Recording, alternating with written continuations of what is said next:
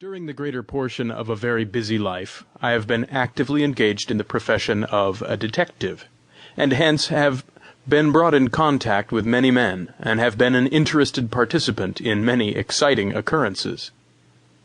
The narration of some of the most interesting of these events, happening in connection with my professional labors, is the realization of a pleasure I have long anticipated, and is the fulfillment of promises repeatedly made to numerous friends in bygone days.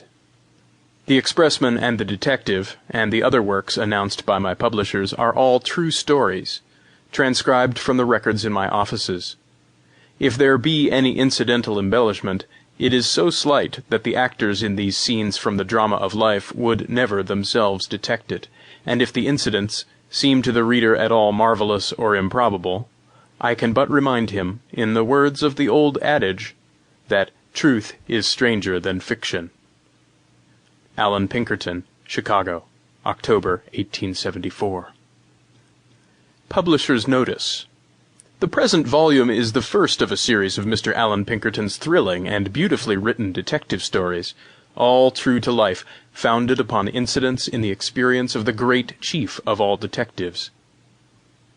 At intervals the following will appear: Claude Melnot as a detective, The Two Sisters and the Avenger, The Frenchman and the Bills of Exchange, The Murderer and the Fortune-Teller, The Model Town and its Detective. That these volumes will meet with a cordial reception we have no doubt. W. B. Keane, Cook and Company. End of preface.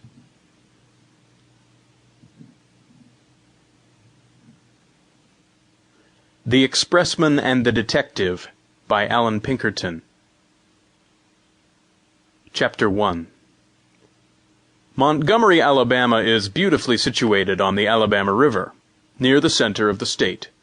Its situation at the head of navigation on the Alabama River, its connection by rail with important points, and the rich agricultural country with which it is surrounded make it a great commercial center, and the second city in the state as regards wealth and population.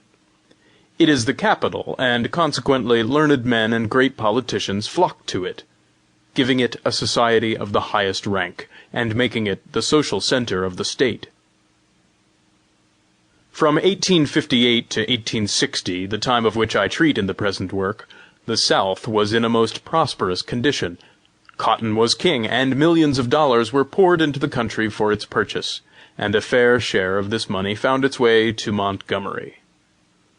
When the Alabama planters had gathered their crops of cotton, tobacco, rice, etc., they sent them to Montgomery to be sold, and placed the proceeds on deposit in its banks. During their busy season, while overseeing the labor of their slaves, they were almost entirely debarred from the society of any but their own families. But when the crops were gathered, they went with their families to Montgomery, where they gave themselves up to enjoyment, spending their money in a most lavish manner. There were several good hotels in the city, and they were always filled to overflowing with the wealth and beauty of the South. The Adams Express Company had a monopoly of the express business of the South, and had established its agencies at all points with which there was communication by rail, steam, or stage. They handled all the money sent to the South for the purchase of produce or remitted to the North in payment of merchandise. Moreover, as they did all the express business for the banks, besides moving an immense amount of freight, it is evident that their business was enormous.